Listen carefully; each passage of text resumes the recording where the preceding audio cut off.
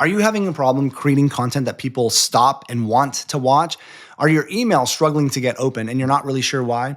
Are you having a really hard time creating topics for your webinars or your challenges or your video series that get people to want to show up? Well, if so, this episode is the episode for you. We are kicking off a brand new series that I'm really excited to announce for some upcoming new stuff that we have cooking for you. So this is going to be the very first episode, and we are going to dive deep into how to find really powerful topics and turn them into really powerful titles that get people to click and show up. So if that's interesting to you, well, keep on listening. Hi, I'm Brandon Lucero, and you're about to experience the new way to thrive in business, entrepreneurship, and life by leaning into who you are, what you love, and standing up for what you want to create. Get ready, because this is where we go against the grain, say no to outdated society norms, and we say yes to change in order to create a happier, more fulfilled world. Welcome to the New Generation Entrepreneur Podcast. Hey everyone, and welcome to another episode of the New Generation Entrepreneur Podcast. Today marks the very first episode of a brand new series that we are doing here on the podcast. It's going to be a 5-part series talking about, drum roll please, conversion messaging. If you don't know what conversion messaging is, or you haven't seen any of our emails on it, it's basically what I would call the new generation of messaging. And what that means is that, I think a lot of people are aware they need to work on their messaging. They know that their communication is off, and that's why things aren't really working. And so they focus on changing the way they talk or maybe the way they teach. But the intention behind the way they're changing their messaging around isn't actually focused on what you need, which is conversions. And most people don't really realize that everything inside of this business, this online course business, is run by conversions. You put out a piece of content. What do you need it to do? You need it to convert, right? It needs to get engagement. It needs to get views. It needs to get watch time. And if you have a call to action, it needs people to get the call to action. Those are all conversions. If you put out an ad, it needs a conversion. Opt-in page needs conversion. And a webinar needs show-up rates, and it needs people to buy. A sales page, everything needs conversions. And when your messaging isn't focused on getting the conversion that you want, whether it's a view or a share or engagement or a sale, when it's not focused on the conversion side, then you don't see the results.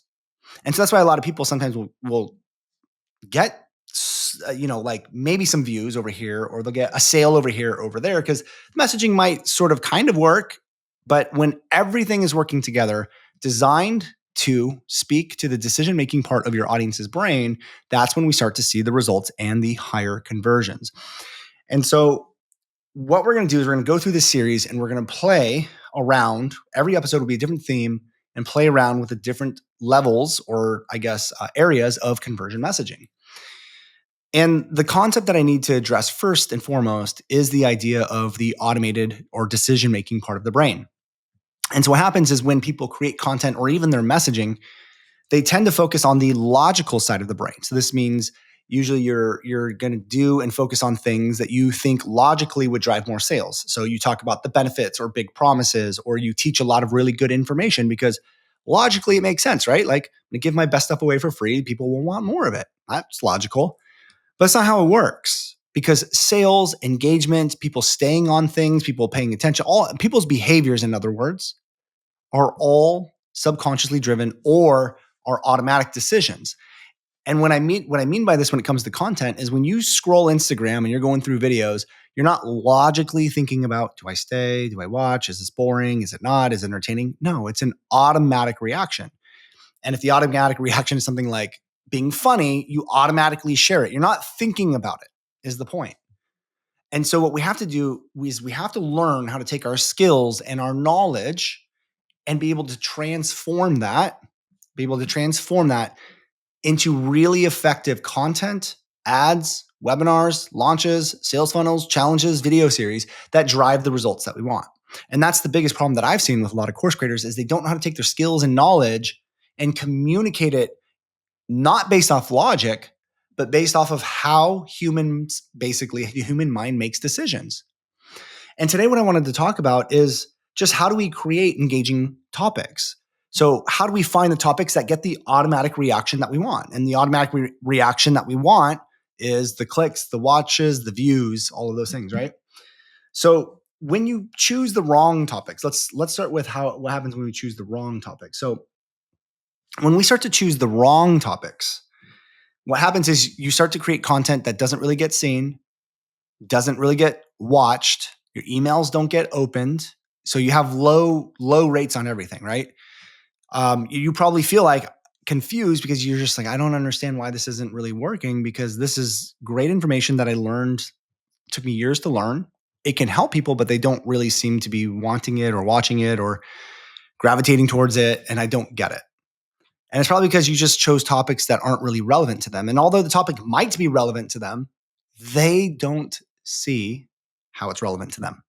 And that's the trick here. We have to figure out, how does our audience see things? What is our audience looking at? What is our audience's perspective? What is our audience saying, feeling, thinking? Not what do we want to say? What do we want to be right about? What do we want to teach? It's, how can we help these people, this audience that has a problem, with my skills and knowledge, and how do I communicate in a way that's going to land with them? That's the trick. That's the secret, right? So the first thing, the first problem you're going to get is you just don't get anything, and it's just crickets, even though there's the topics you think that are going to do really well.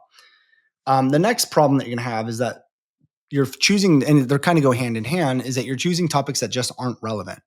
So again, no one opens, no one clicks, no one does anything. Now, some of the mistakes that people make that cause this to happen is a lot of surveying. So sometimes people will survey and just blindly give anyone what they say inside of a survey.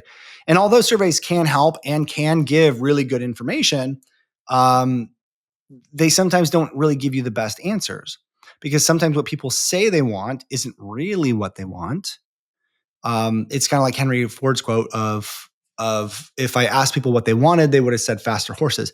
But they didn't actually want faster horses. They just wanted to go faster. That's it. But they didn't write that down. They would have wrote down, I wanted faster horses. So if we would have looked at people's behavior back then, their behavior would have shown us that they would always choose an option that went faster, right? Because when the car came out, they didn't go and try to figure out how to breed faster horses that were faster than cars. No, everyone adopted cars because it went faster, right? So that's what people's behavior showed us. People's behavior, they're automatic decisions, their behavior. That's what an automatic decision is behavior. Their behaviors were showing us what they wanted. Number two mistake is that people just guess. So a lot of people will just start guessing at topics. People will just start guessing at what they think people want. And I'll just be honest, it's no surprise. If you're doing that, you're just guessing, right? You're going to get lucky if something lands. And then number three, the third mistake, is that sometimes people only state what they will learn without addressing concerns. So when we start creating topics and titles, you need to address people's concerns in those topics and titles. So instead of saying how to lose weight, you might want to say how to lose weight in 15 minutes a day. And the reason why you would say that is because people might have a concern that this is going to take too long. This is going to take, I don't have enough time. That's a concern, right? So if we just state a title and that's it, we just state a title and we don't address the concern, we actually lose what I would call a relevancy trigger, which helps the automated decision-making part of the brain, the subconscious, make the decision to click. So if we have something that says how to lose weight, they may or may not click, right? But we can 10x the likelihood that someone's going to click when we say how to lose weight in 15 minutes a day, because the 15 minutes in a day addresses the underlying subconscious fear that they have. So now what we're doing is taking your skills and knowledge and we're adjusting it so that it works better with the automated decision-making part of the brain. So how do we start to do this with all of your topics, right? That's what you're here for. So let's dive into that. It's pretty simple, pretty straightforward. This episode is actually can be very simple and straightforward. But the first thing we want to do is we do need to look at the behavior of your audience to find topics that are actually working. So we could look at what emails are getting the best open rates, what videos are getting the most clicks, the most engagement, what topics are people responding to the most. Now, obviously, we want to do this down the road as you start to produce content, right? So as you start to produce content and send out emails and these things, pay attention to what's working. So what we can do is look at people's behavior and we can find those topics inside of our content. Now, there's two things we can do with that. When you start to find topics that are really landing with people, you can redo them, make them slightly different, a slightly different twist, because you know that topic does really well. And now you can test out a different way of saying it to see if the results get better. But number two, if we want to find gold mine topics, which means topics that are actually going to make you some moolah, some dollar bills, some money, you can take those topics and you can turn them into webinars, challenges, video series, or titles for your sales mechanisms. Because if it's working for your content and people are clicking and watching and engaging and commenting on it, well, guess what? Their behavior is telling you this lands with me. I'm automatically just going to click and watch and engage. So if that's what they're doing, why wouldn't you do the same thing for a webinar topic? Just expand on the topic. Number two, the second thing that you can start to do is you choose topics that get them to realize they have a problem. Now, this one's a little bit more advanced, and we do have a free 3-day workshop coming up that we'll talk about later called Master Your Conversion Messaging, where we're going to talk about this in a little bit more in depth, but there's something called self-identifying. And this is when you talk about signs or mistakes or problems that are so specific that when people read it, they go, oh my God, that's me. And then they self-identify, I have that problem. So let me give you an example. I could say something like 5 signs that your messaging is off. And that's a very curiosity-driven topic, right? Like, oh, I wonder if my messaging's off. But what's great about that piece of content is now that I say, if you put out really good content that you know can help people, but no one watches it, you probably have a messaging problem. If it symptom number or sign number 2, excuse me, sign number 2 might be like people only know how good you are after they work with you. That might be another sign. So what happens is as people go through these and they start to self-identify, oh my gosh, that's me, or I did experience that, or whatever it may be, they start to realize, oh man, I have a messaging problem. So these topics are really good because they're curiosity driven. They're not normal topics that people are going to choose, but they lead into very, very strong content that get people to recognize that they have the problem that you can solve. It's very, very powerful when you're able to nail it. But the trick there is being able to get very, very specific as well on the symptoms and on the signs. Now, the most important part about finding really, really important topics and titles is going to be focusing on problems. And I know what you're probably thinking or what you might be saying. Like a lot of people like to say things like, well, that's negative. I don't want to talk about problems. Or I don't want to throw salt in the wound. It's like, okay, first of all, you don't have to. But third of all, or second of all, you're here to solve people's problems. Like that's literally why people are going to buy from you, because they think you can solve their freaking problem. And what, you don't want to talk about the problem and then you expect them to buy?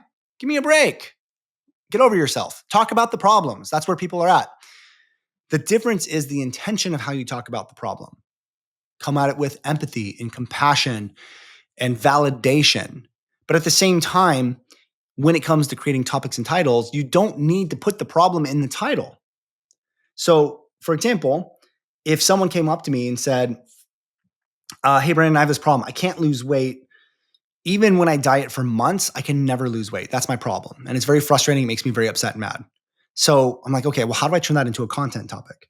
So then I might come up with like how to lose weight with any diet in under 2 months, because the end of that under 2 months addresses I've been doing it for months and I've been on these diets. I've been doing it for months. I haven't lost weight.